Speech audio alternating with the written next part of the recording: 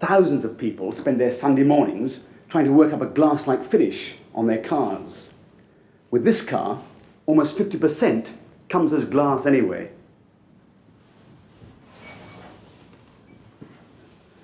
The car's always been a powerful status symbol, but it's tended to become one of the most powerful fetishes in Western society.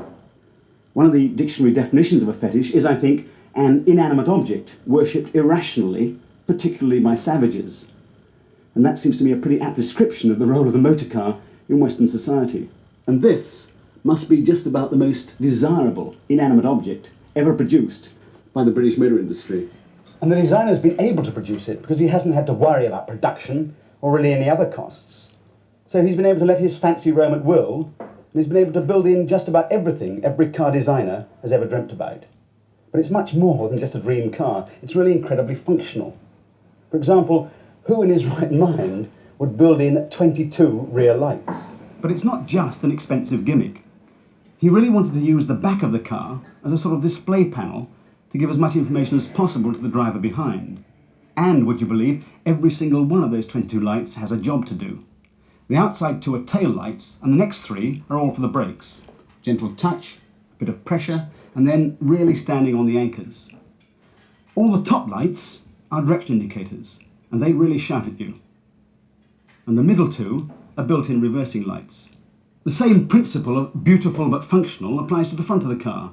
The headlamps are concealed under pneumatically operated flaps. And that's the beautiful bit.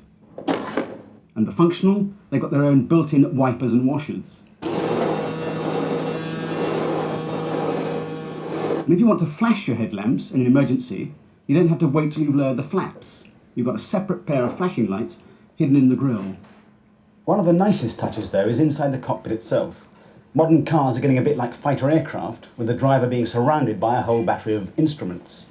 And to see what's going on in the engine, he has to take his eyes off the road.